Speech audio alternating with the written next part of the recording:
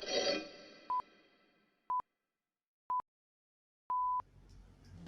teman-teman, salam pagi dengan Sari.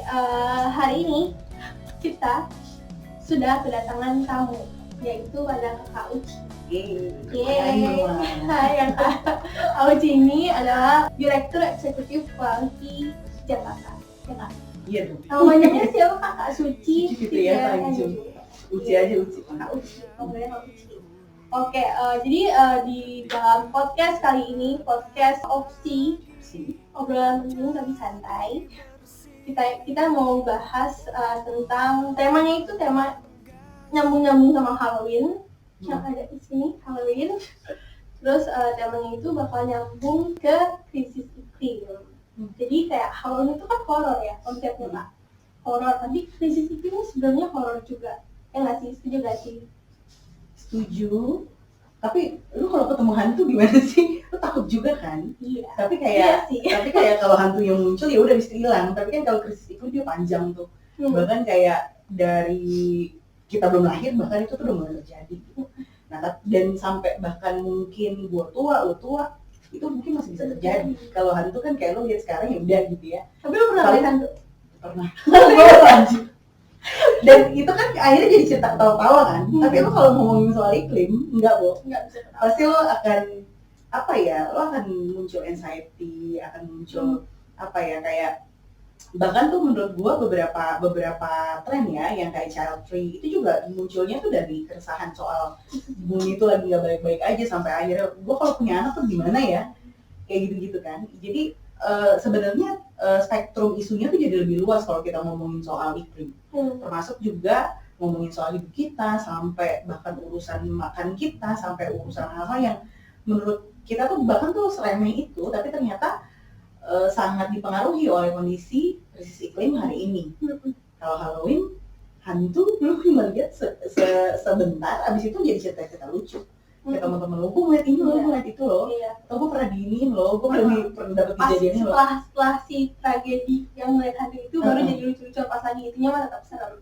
Tapi kita ngomong-ngomong soal Halloween Kak, kita mungkin ini ya, turut berduka cita juga untuk tragedi yang di Itaewon, karena ya tragedinya memakan korban 151 orang ya yang meninggal pas lagi ada event Halloween di sana.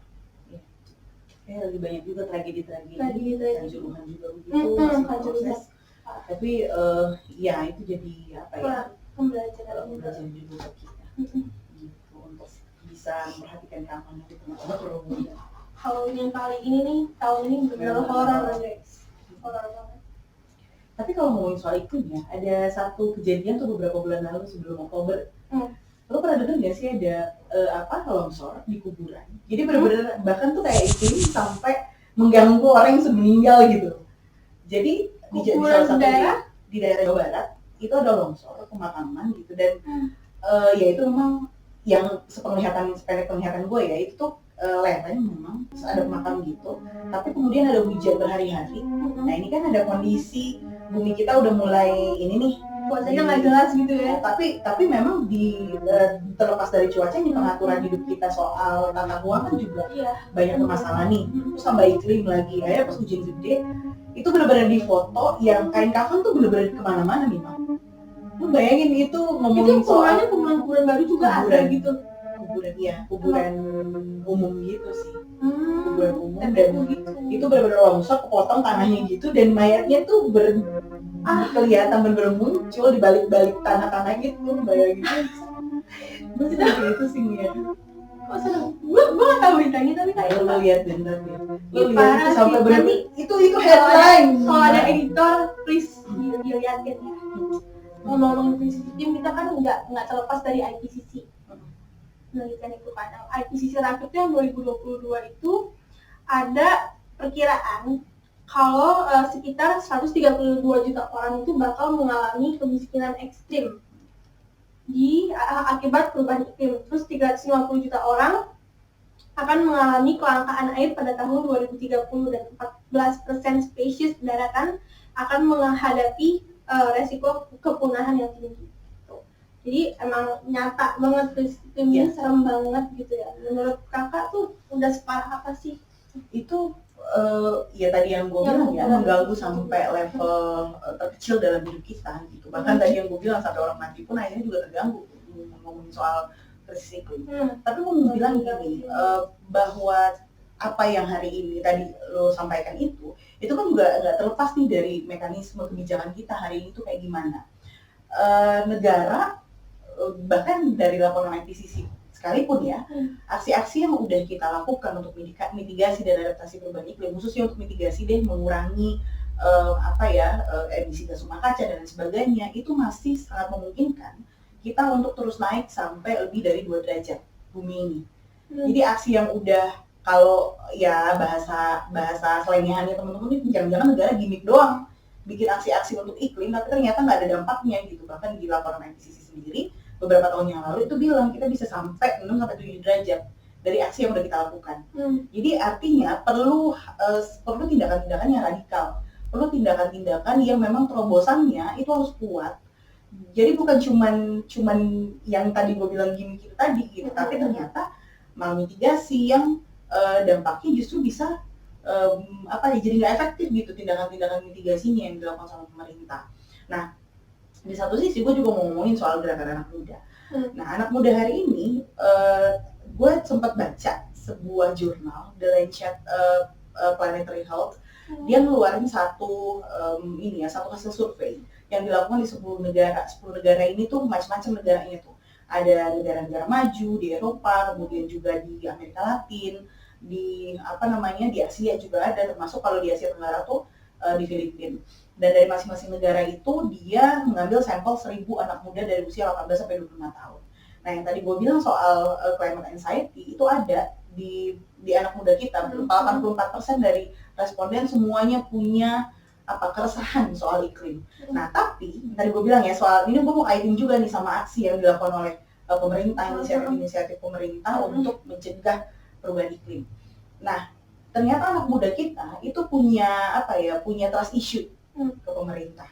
Jadi pemerintah tuh punya banyak kebijakan soal adaptasi mitigasi perubahan iklim, tapi kok nggak berdampak signifikan ya, masih akan terus naik nih. Bahkan Jakarta aja itu di laporan BMKG ke DPR tahun lalu itu mengatakan kita udah naik sampai 2 derajat di Jakarta. Ya, jadi artinya ngomongin soal iklim ini ngomongin soal politik nih mah, nggak bisa dipisahkan gitu. Jadi kita bukan cuma urusan lu nebang pohon, lu nggak buang sampah sembarangan, atau lu nggak bakar sampah, nggak cukup sampai di situ, tapi di level kebijakannya juga negara hari ini melakukan apa. Nah, dari semua yang tadi gue mau balikin lagi ke jurnal yang tadi gue baca, ada 84% anak muda yang punya anxiety dan ketidakpercayaan ke pemerintah bahwa pemerintah bisa mengatasi persoalan ini. Dan akhirnya anak-anak muda itu jadi ngerasa powerless. Pemerintah terlalu ngotot nih sama tindakan-tindakannya, bahkan anti kritik. Iya nggak sih? Anti kritik banget. Terus anak muda jadi ngerasa powerless, gak berguna banget sih. Gue ngapain ya ngomong-ngomong panjang lebar kritik pemerintah aja nggak mau denger. Iya, kayak gitu. Nah, akhirnya jadi lebih banyak menyendirinya. Nah, kalau kita mau kaitin lagi dengan gerakan anak muda yang lebih besar, jangan-jangan hari ini banyak anak muda ya dalam beberapa survei di Indonesia juga mengatakan bahwa kita udah punya awareness yang cukup bagus sebenarnya soal isu-isu lingkungan hidup, termasuk ngomongin soal perubahan iklim.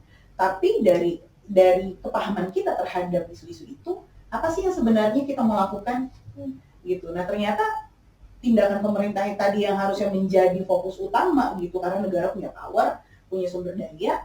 Tapi ternyata kita sebagai masyarakat, sebagai anak muda yang tentu generasi kita nih terancam nih sama krisis iklim, itu nggak bakal jadi apa-apa juga gitu. Kalau pemerintahnya juga nggak mau dengar soal political will pada akhirnya. Gitu. Nah, itu yang sekarang lagi disangsikan sama anak muda. Negara bisa melakukan apa ya? Kayak gitu, dengan kekuasaan yang dia punya, dengan sumber daya yang bisa dikatakan tidak terbatas, karena ngomongin soal pendanaan iklim juga luar biasa.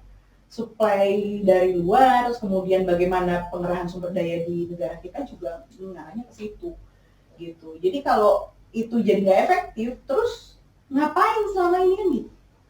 Iya nggak sih? Iya. Jadi wajar banget kalau anak muda hari ini mempertanyakan atau bahkan lebih cenderung diem aja.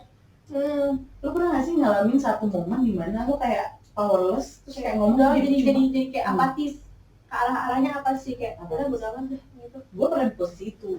Jadi kayak yang gue udah ngomong nih, gue gak berguna juga kayaknya hidup gue gitu. Itu di umur 27, 26 tuh gue kayak begitu nih mah. Dikit ya. Tapi sekarang gue udah ngerasa bahwa akhirnya vibes-nya kan harus diatur nih. Orang-orang kayak kita ini ngomongin soal climate change itu ya harus lebih positif, bahwa kita ini bisa powerful kok. Masih ada harapan kok. Masih ada harapan yang bisa kita lakukan, tindakan-tindakan yang kita bisa lakukan untuk membuat negara punya satu skema yang bisa mengentaskan si persoalan ini, bukan cuma gimmick. Gitu. Gue tadi pagi ini sih, pagi-pagi ngeliat buka Instagram biasa lah ya kan. Buka Instagram terus keluar feed penelitian kalau sekitar 7,6 miliar orang di dunia itu udah kena dampak krisis iklim di 1 tahun belakangan gitu. Jadi kayak emang gimana ya, baik di dalam negara maupun secara global tuh ini tuh nyata banget, serem banget istilahnya gitu kan. Iya. Ya pokoknya intinya gitu. Gue bingung. Dia mau rumit karena sistemik kan. Terus anak muda hari ini di anak muda tuh dari umur berapa sih? Dinyatakan anak muda beda-beda sih. Ya, ada yang dari kayak belasan tahun tuh masuknya udah muda kan. Tapi gue di atas 13 sampai 40 sebenarnya masih dibilang orang muda. Ya tapi kalau dari segi biologis kan WHO ngomongnya kita tuh berhenti muda di usia 35 tahun. Oh gitu. Ya kan, jadi boleh lah ya gue masuk anak muda juga. Iya. Udah berubah kok ya. Gue sama. Gue tuh kadang-kadang suka berasa tua, kadang-kadang gak berasa tua juga. Gue juga gak mau dibilang tua anjir. Tapi kayak yang gue 32 tahun itu tuh dalam beberapa kelompok kan kayak lu di atas 30 tahun lu kayaknya udah gak muda deh. Dibilangnya udah gak muda. Ya tapi di usia 30 sampai 35 tuh jadi kayak apa ya? Dia tuh era transisi sebenarnya menuju kedewasaan yang sesungguhnya gitu. Tapi banyak tereksklud juga dari kelompok yang di bawah, di under 30, tapi nggak masuk juga ke yang kelompok yang rada-rada tua nih, yang menjelaskan dengan kematangan biologis ya. Nah, tapi tadi maksud gue tuh ke situ adalah bahwa sebenarnya di umur-umur rentang 30 dan 35 tahun yang udah mulai masuk fase kedewasaan tapi belum meninggalkan masa muda belianya, ini sebenarnya bisa juga jadi apa ya? Bisa juga banyak merangkul teman-teman yang baru mulai tahu soal isu-isu iklim, terus juga tapi kan gini, kita kan di usia-usia rentang itu ya 5 tahun 30 sampai 35 tahun ini masih bisa gaul lah ya sama anak-anak muda yang kayak lu gitu. Ya kan, masih bisa masuk pergaulannya, masih bisa ngeh gitu sama tren yang hari ini terjadi. Nah, mulai masuk dengan isu-isu yang gue pikir akan membawa kita ke melahirkan anak-anak muda yang memang bisa kritis, tapi tidak mendrive ya.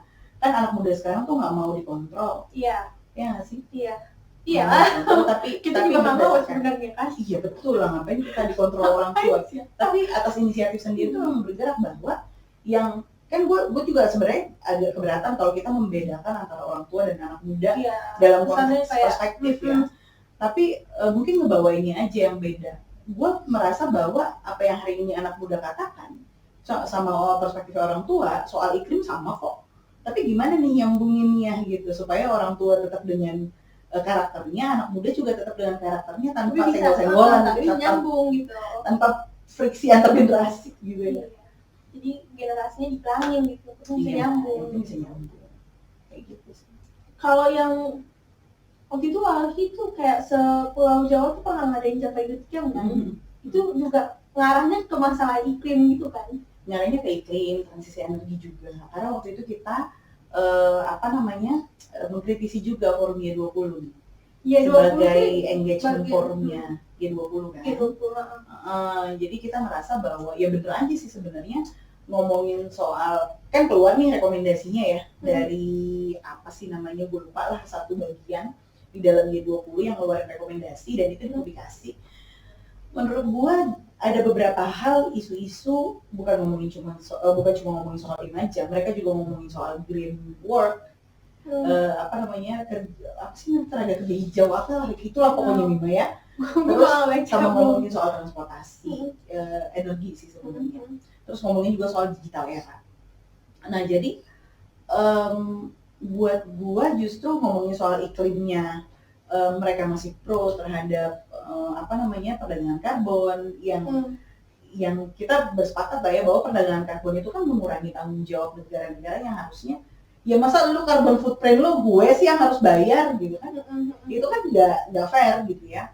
Jadi lu bertanggung jawab terhadap carbon footprint lu sendiri, gue bertanggung jawab sendiri gitu. Ya mari sama-sama gitu. Jadi bukan melimpahkan tanggung jawab itu ke pihak yang lain. Itu masih menjadi satu narasi di G20 yang kita kritisi juga. Terus ngomongin soal isu pendidikan. Buat pendidikan yang direkomendasikan oleh G20 itu justru berintegrasi dengan industri yang buat gua selama ini justru mengurangi daya kritis kita. Karena yang dibangun tuh bukan pendidikan karakter, bukan pendidikan yang aware terhadap bahwa kita sebagai manusia harus hidup dengan dengan makhluk yang lain di dalam sebuah ekosistem sehingga harus ada keseimbangan di situ. Itu kan salah satu pendidikan karakter kan yang harus dibangun di setiap siswa. Tapi dia tuh gimana caranya lo keluar, habis itu lo punya afiliasi ke industri dan lo jadi tenaga kerja. Ujung-ujungnya jadi karyawan. Dan akhirnya lo jadi tercerabut gitu dengan lingkungan di sekitar lo, termasuk gimana lo juga melihat bahwa ekosistem kita, ekologi kita hari ini sedang bermasalah dan ya lo mari kita bikin sesuatu gitu untuk itu. Kan kita akhirnya jadi ditutup ya mata kita gitu untuk bisa melihat lingkungan kita tuh secara kritis hari ini. Itu. Jadi supporting. Bener-bener ya. Jadi banyak banget solutionnya dan itu katanya sih dibawa lagi ke G20 ya. Gue nggak tahu itu seberapa berpengaruh di forum G20 yang gue pikir mereka tuh udah punya agenda masing-masing ya. Di G20 tuh lobbynya tuh bahkan di luar forum itu. Apa yang bisa gue jual dan apa yang bisa lo beli. Kayak gitu, transaksional banget kan. Ini ngomongin bisnis. Jadi kerangkanya tuh masih investasi, ngomongin transisi energi tuh harus pelibatannya tuh investor-investor besar gitu. Tapi masyarakatnya sendiri akhirnya tidak dipercaya oleh negara bahwa masyarakat itu bisa kok berdaulat dengan ada alternatif-alternatif, inisiatif-inisiatif yang dibangun oleh masyarakat sendiri, oleh komunitas sendiri gitu. Jadi memang sangat dijauhkan dari bagaimana penyelenggaraan negara dengan masyarakat yang hari ini berdinamika di sosial kita gitu, sehingga jadi akhirnya jadi jauh. Dan di satu sisi ini banyak inisiatif juga yang udah dimulai nih, misalnya sama ibu-ibu di Sukabumi, mama-mama di Sukabumi yang udah mulai gimana caranya mencari sumber alternatif air di tengah musim kemarau. Kemudian juga inisiatif-inisiatif yang udah dibangun misalnya di Pulau Pari, ibu-ibu di sana udah mulai bergerak untuk kedaulatan pangannya, terus juga menjaga ekosistem mangrove dan lain sebagainya. Itu kan udah diakuin karena skemanya bukan skema investasi yang bisa mendapatkan income langsung buat negara kayak gitu. Padahal kalau kita mau lihat keberlanjutannya, yang begitulah yang berlanjut, yang bisa sustain sampai kapan-kapan gitu kan. Kalau ngomongin soal investasi ya besok-besok investornya cabut ya lu nggak bisa jalan. Gitu. Baru-baru ini juga di Walhi Jakarta ya, Walhi Jakarta sama Walhi Nasional itu kita sama-sama ngebantuin masyarakat Pari tadi untuk menggugat Holcim terkait dengan iklim. Mungkin bisa jelasin tadi gitu. Nah itu tuh salah satu strategi kita gugatan litigasi iklim ke Swiss.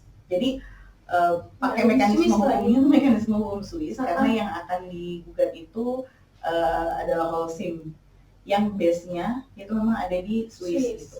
Nah, tapi itu juga tidak terlepas dari laporan IPCC yang mengatakan bahwa kontribusinya Holcim ini sekitar ada beberapa perusahaan dan salah satunya Holcim itu punya kontribusi yang cukup tinggi. Itu dari IPCC-nya dia nyebutin langsung Holcim ini.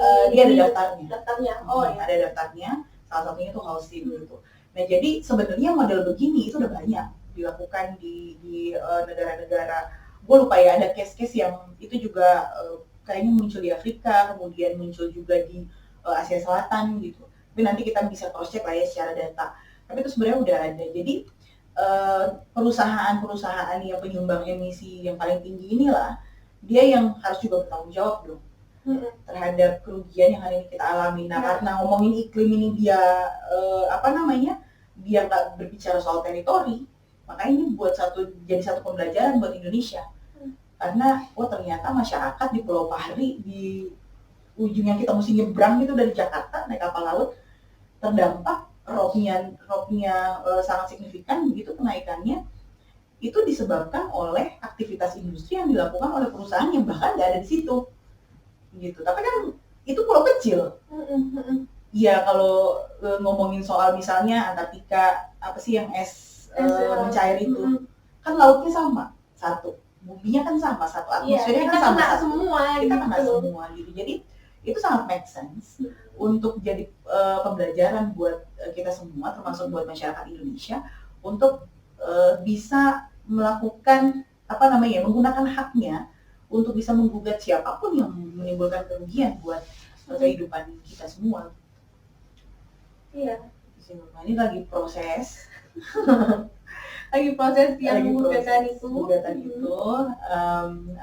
Ya mudah-mudahan sih kita bisa lihat hasilnya di tahun depan. Berarti masyarakat Pari itu dia benar-benar ke Swiss beneran gitu atau gimana sih? Nah itu belum kita obrolin tuh sampai ke sana. Gitu. Tapi kalau misalnya ada proses pengadilan, ya kemungkinan sih akan pergi ke sana.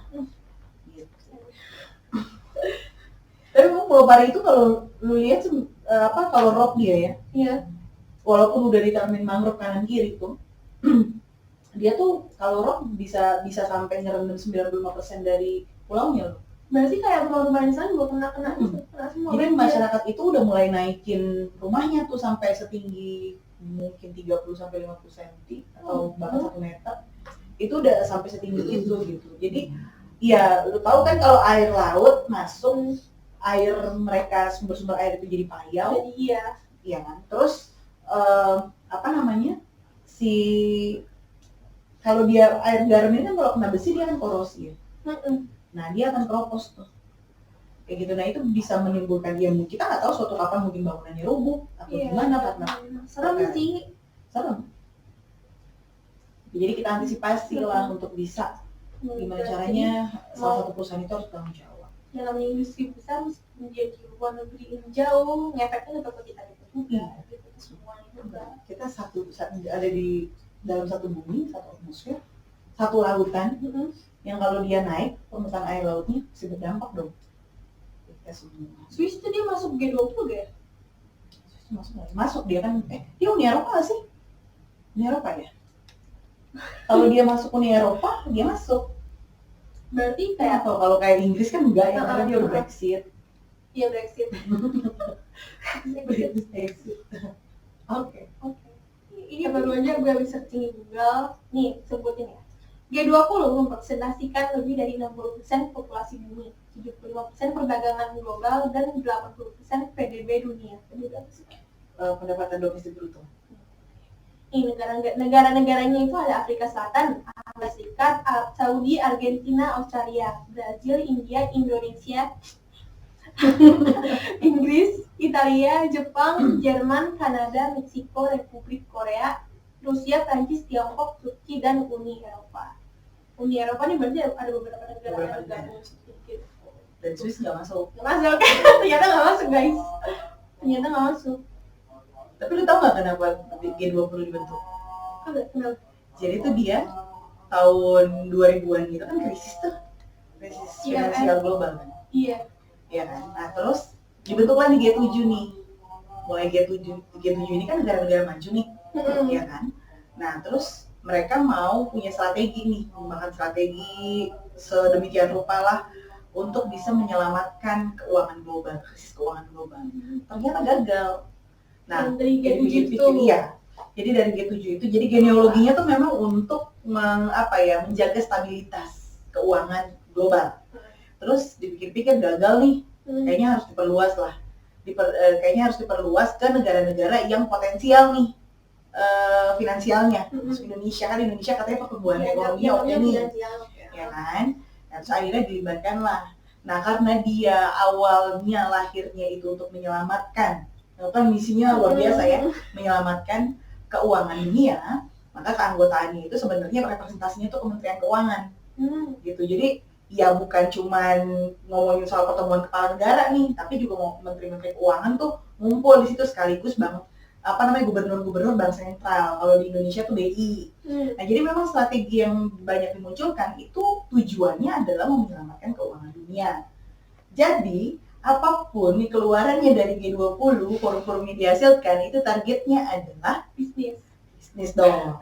Jadi mau ngomongin iklim, mau ngomongin ketenagakerjaan, mau ngomongin soal agendanya ada apa aja sih kesehatan. Agendanya apa? Kan tagline-nya apa? Apa sih? Together recover apa gitu recover together ya nggak sih? Itu kayaknya ngebajak punya ini apa Wali pulihkan Indonesia. Pulihkan Indonesia. Oh itu tagline-nya Wali ya? Iya. Tahun ini kan kita baru keluar nih dari COVID, udah menuju pintu keluar lah ya. COVID itu udah mulai menurun juga, terus kita juga udah nggak heboh awal-awal COVID gitu.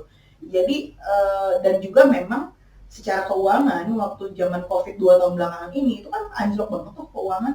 Nah ini lagi pengen dipush lagi lewat skema yang ada di G20. Nah G20 ini akhirnya menawarkan lah bagaimana kalau sektor kesehatan, sektor lingkungan hidup, ngomongin transisi energi itu semua skemanya skema investasi. Kan tujuannya tadi mau membenahi finansial dunia ya kan, finansial global supaya kita nggak krisis lagi. Tapi pada faktanya ketemu mulu krisisnya karena apa ya, ini kan ngomongin soal ideologi nih, ideologi ekonomi yang liberal neoliberik lah ya, itu memang sangat ringkih gitu. Kenapa Walhi juga kemudian tawarannya adalah bagaimana harus memajukan ekonomi rakyat lewat kedaulatan terhadap wilayah rakyatnya gitu. Jadi ini ada satu produk guys. Ya, nah jadi Wali itu punya counter narasi, bahkan udah prakteknya udah terjadi gitu kan di lapangan. Dan menurut gua itu adalah salah satu yang negara juga harus kasih trust yang lebih, bahwa dalam melewati banyak fase krisis ya, dari mulai 90 krisis moneter kan yang sampai Indonesia akhirnya ganti rezim kan, dari Orde Baru ke Reformasi, terus di tahun 2008 juga itu berasa banget sampai katanya tahun depan tuh akan ada apa sih, inflasi apalah itu ya, resesi global ya kan. Nah, sekarang juga inflasi juga udah mulai merangkak gitu. Nah jadi memang alternatif yang disajikan oleh rakyat gitu ya, itu yang harus didengarkan oleh negara gitu. Jadi ya perlahan-lahan harusnya bisa meninggalkan lah ya, dan orientasinya itu adalah orientasi ekonomi yang bisa membangun kemandirian sebuah negara, kedaulatan sebuah negara gitu. Jadi bukan lagi tujuannya untuk kepentingan bagaimana pasar harus bisa dipenuhi, sehingga masyarakat kita harus dipush untuk bisa berproduksi supaya bisa memenuhi kebutuhan pasar. Itu kan sesuatu yang akhirnya paradigma produsen kecil di level petani, nelayan itu juga bisa berubah. Karena kayak yang misalnya ngomongin soal pertanian ini juga berkaitan sama iklim ya. Sekarang tantangannya tuh iklim udah luar biasa. Tapi dari produksi pertanian juga yang skala besar, monokultur, terus harus ada input pertanian yang kayak pupuk kimia gitu kan, terus macam-macam itulah. Itu kan juga penyumbang emisi karbon yang cukup tinggi. Nah, tapi di balik itu juga ternyata ada dorongan untuk bisa memproduksi secara besar-besaran. Karena tadi ada permintaan dari sini, ada permintaan dari situ, jadi akhirnya orientasinya berubah. Tapi di sisi lain juga tidak mensejahterakan juga. Toh petani-petani kita hari ini masih banyak yang miskin. Makanya kenapa anak muda banyak yang menjadi petani kan? Nelayan juga sama kayak begitu. Gitu. Jadi resikonya besar. Terus yang didapat sedikit, nggak berkelanjutan lagi. Karena tanah yang udah kena banyak unsur kimia itu dia produksinya pasti akan turun. Gitu. Jadi kualitasnya cuma tidak turun. Iya. Pupuk kita harus beli, terus benih-benih juga harus beli karena udah dimonopoli benih-benih tertentu itu sama perusahaan-perusahaan besar kayak Monsanto, terus macam-macam itulah di luar sana yang udah copyrightkan, menghak ciptakan komoditi-komoditi tertentu.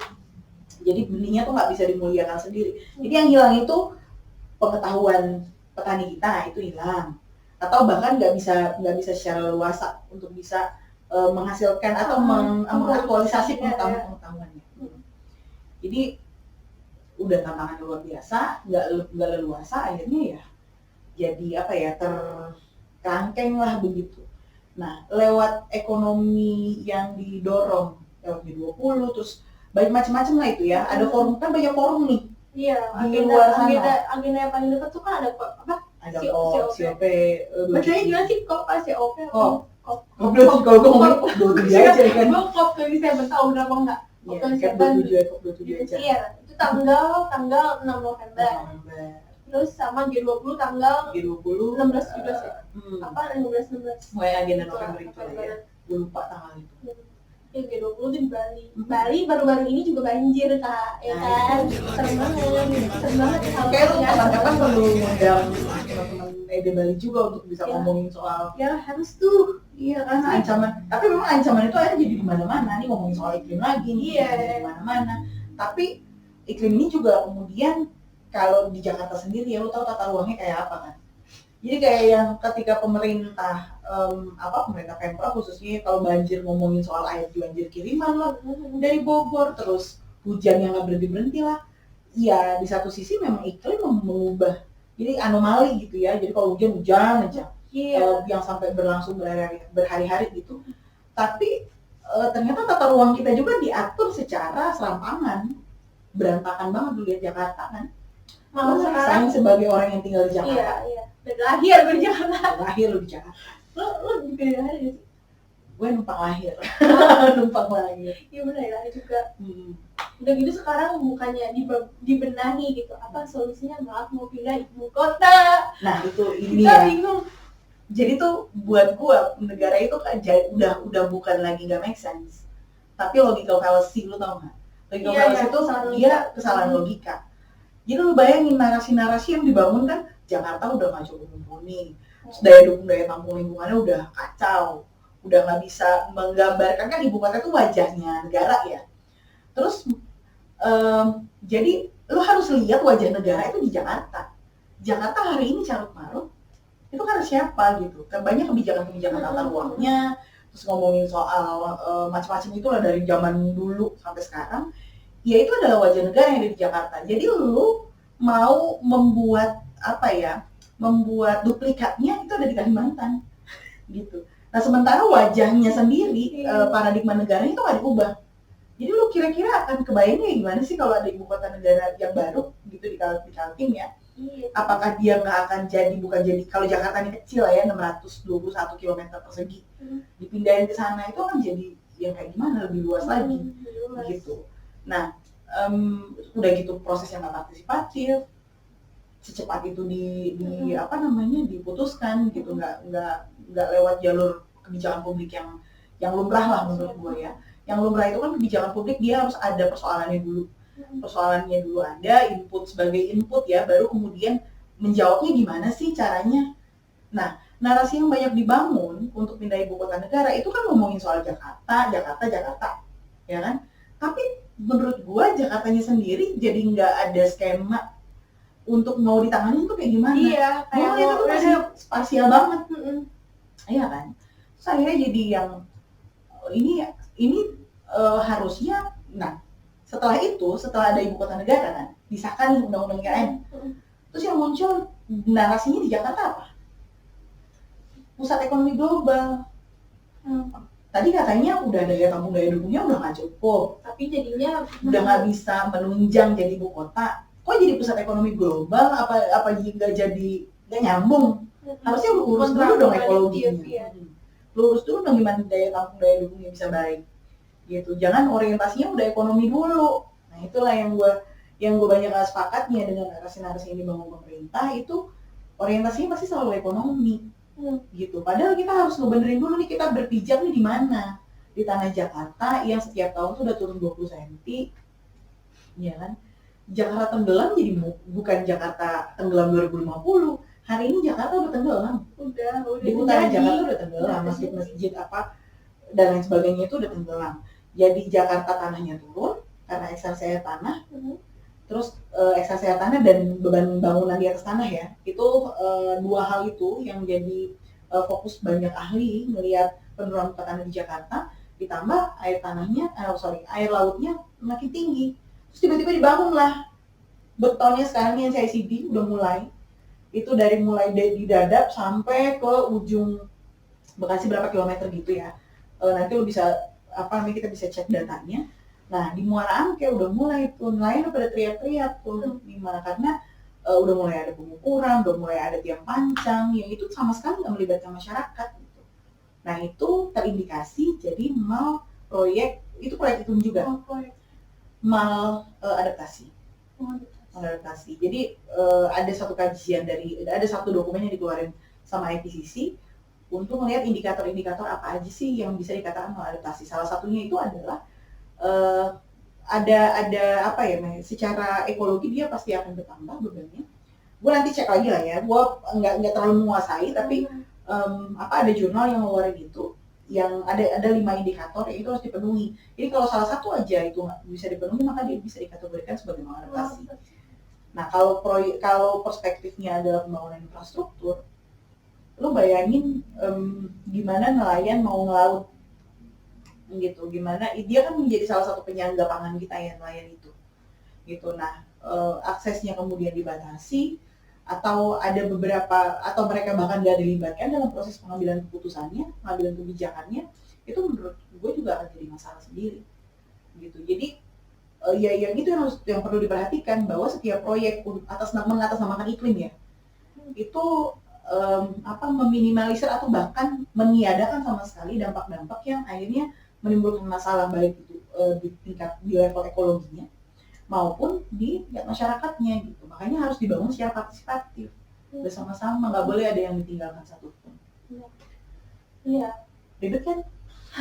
Ribet sih, tapi iya emang karena demokrasi itu ya itu poinnya tuh kan maksudnya semua masyarakat gitu kan, masyarakat tuh harus didengerin gitu pendapatnya, jangan kayak dengerin terus kayak harus jadi subjek utama yang memang karena pemerintah bangun di situ misalnya gitu satu proyek tembok besar, pemerintah kan jangan tinggal di situ, yang tinggal di situ ya masyarakat gitu ya. Kalau ada dampak-dampak yang dialamin, temboknya jebol atau misalnya penurunan muka tanahnya nggak diatasin, terus temboknya turun misalnya dibangunnya, itu yang ngerasain dampaknya ancaman itu masyarakat. Pemerintah mungkin tinggalnya di daerah yang komplek-komplek elit yang ngerasain langsung. Jadi ya rumit, kompleks, bukan iklim itu bukan cuma tentang banjir, juga tentang tata kelola apa sih? Tata kelola kotanya gitu maksudnya. Iya. Tata ruang.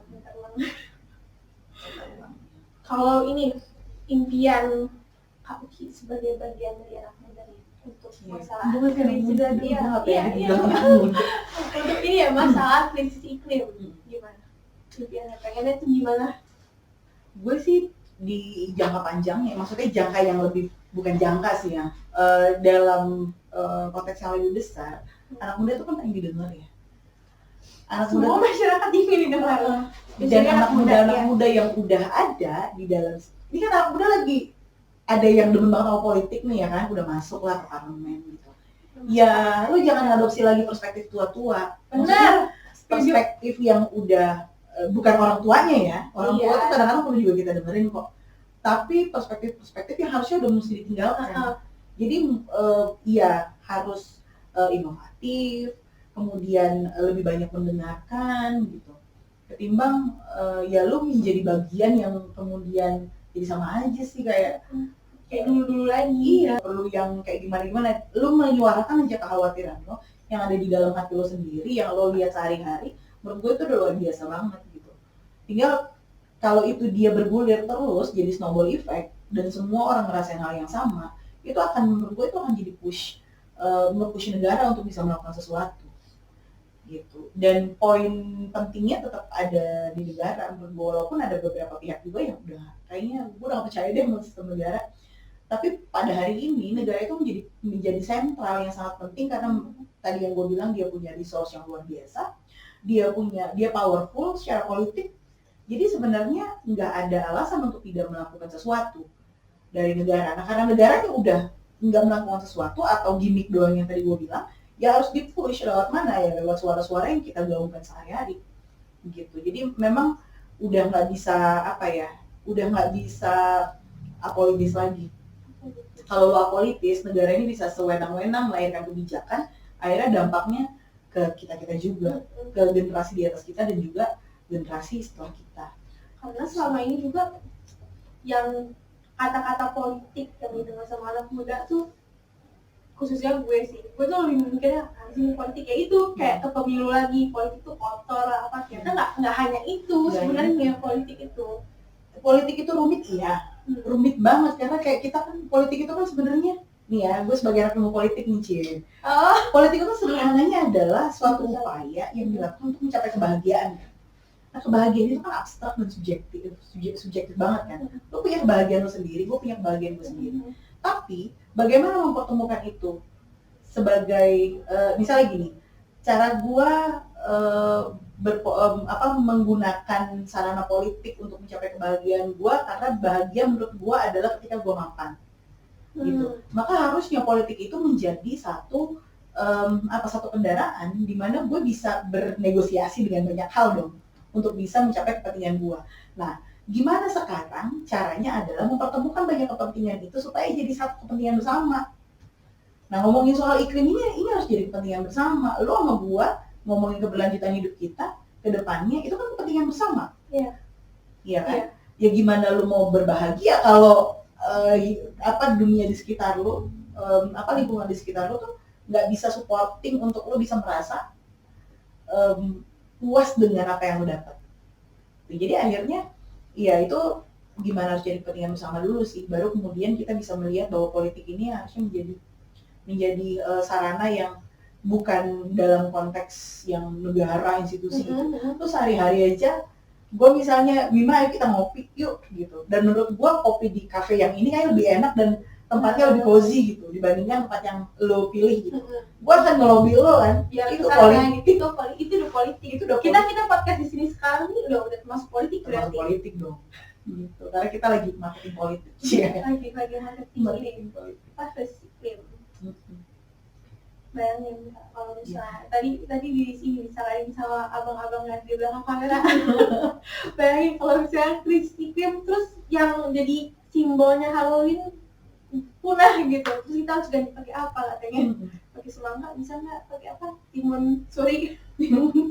Saya ini belum puasa doang. Iya. Jadi nggak Oktober dong ya. Nggak Oktober. Jadi setiap bulan puasa lah kita. Kan puasa bisa aja jadi Oktober kan? Puasa kan ya. Puasa iya sih. Tapi nggak mesti jadi akhirnya jadi nggak Oktober kan? Nggak Oktober terus gitu. Iya. Jadi ini yang hari Halloween itu kita ada petisinya guys. Jadi kalian bisa ikutan berpolitik dengan cara kalian politik yang positif ya tentu saja, dengan cara menghindari krisis iklim lebih lanjut nih. Nanti bisa editor tolong diriin call for climate justice.org//nya ini bahasanya kan Inggris. Pokoknya lo ini aja sih, dia tuh ada bahasa Indonesia dan bahasa Inggris ya. Ini tuh sebenarnya kampanye internasional untuk menggalang dukungan. Buat Indonesia, tapi buat Indonesia buat Pari itu kan? Buat Pulau Pari. Jadi di website itu nanti lo bisa lihat profil penggugatnya, kemudian cerita-cerita apa aja yang mereka alami yang berkaitan dengan krisis iklim itu tadi. Rocknya yang naik lah, kemudian mereka ekonominya juga terdampaknya seperti apa, lo bisa pelajarin di situ gitu, sampai nanti mungkin ujungnya lo juga bisa punya keputusan untuk bisa mendukung warga yang sedang berjuang. Sign up petition. Oke. Paling langsung next ke closing statement aja Kak, dari Kakak gimana? Ngomongin soal iklim dan Halloween sama-sama seram karenanya. Sama-sama seram, tapi iklim itu bisa jadi membuat Halloween itu jadi lebih panjang gitu. Jadi bukan cuma di Oktober aja, tapi bisa lebih panjang daripada itu. Kalau lo lihat hantu, lo bisa ceritain ke temen lo. Nah, iklim ini lo pasti akan dapat cerita buruknya terus, karena sekarang tuh udah ada climate refugee, bahkan pulau-pulau yang sudah hilang atau dia berpotensi hilang itu akan mengusir masyarakatnya dari pulau tersebut gitu. Jadi bukan cuman masyarakatnya yang kemudian terusir atau menjadi refugee atau menjadi pengungsi karena krisis iklim, tetapi juga lo akan kehilangan kultur lo, akan kehilangan budaya lo, akan kehilangan akar hidup lo, karena kan masyarakat itu tinggal di satu tempat, pasti dia ini dong ya, membangun kebudayaan ya, membangun kebudayaan, membangun pengetahuannya di situ, terus banyak juga pengalaman yang ada di situ, terus tiba-tiba karena krisis iklim akhirnya lo harus terusir dari tanah lo sendiri. Nah ini juga menjadi persoalan karena tadi banyak hal yang hilang dari hidup lo, dan akhirnya juga ini menyangkut identitas kita sebagai manusia gitu. Nah ditambah memang untuk teman-teman muda semuanya, apa sih, kita tuh harus memang berkonsolidasi gitu, berkonsolidasi terus mencari pengetahuan yang dimulai dari nggak skeptis dulu sih sama suatu hal. Lo kalau udah penasaran sama suatu hal, lo pasti akan cari gitu. Tapi kalau misalnya lo udah apatis, apaan sini, atau justru malah ngata-ngatain, anjir gue pernah dikata-katain gara-gara lu SJW banget sih, si paling SJW gitu. Jadi social justice warrior aja sekarang negatif. Padahal itu kan sesuatu yang harusnya dianggap positif. Betul, dan ya harusnya juga banyak disuarakan sama banyak orang gitu. Tapi konotasi itu yang bikin juga jadi orang juga jadi segan ya. Untuk bisa terlibat atau untuk berpendapat masalah pendapat. Takut dibilang paling SJW paling SJW. Jadi memang harus paling nggak lu tahu dulu lah sama isunya. Gitu, jangan lo stigma dulu, jangan lo pandang negatif dulu, tahu dulu sama isunya, terus lo sambungin sama hidup lo, relate atau enggak gitu. Tapi masa sih ngomongin soal iklim gak relate sama hidup lo, nggak mungkin. Ya nggak sih? Jakarta nih polusinya kan lebih panasnya lebih dapet terus itu kayaknya semua. Tapi perkotaan lebih rumit sih, lebih rumit. Gitu teman-teman. Jadi paling kalau closing statement dari aku apa ya? Paling ini sih. Tadi aku sempat naruh ini quotes-nya Mahatma Gandhi. Jadi katanya bumi itu menyediakan cukup untuk memenuhi kebutuhan setiap orang, tapi tidak untuk keserakahan satu orang. Tapi tidak untuk satu orang yang serakah itu nanti. Google ini salah nih, beda quotes-nya. Intinya sama. Itulah ya pokoknya ya. Pokoknya jangan lupa dicoba cari tahu tentang krisis iklim, terus bisa sign up petisi yang Pari. Dukungan untuk masyarakat Pari. Itu kita bukan dukungannya internasional. Jadi misalnya nanti ini ada subtitle bahasa Inggris, please sign up the petition, okay? Bye. Salam Adela Lestari. Berbahagia. Miris menipis, air mata pun menangis, setengah ingatan tumbuh di sini. Jangan diusir, karena hatiku kan menjerit. Oh Pulau Pari, lautnya dangkal dalam di memori. Pulau Pari, pasir perawan jangan dinodai. Pulau Pari, ingin ku tinggal dan punah di sini.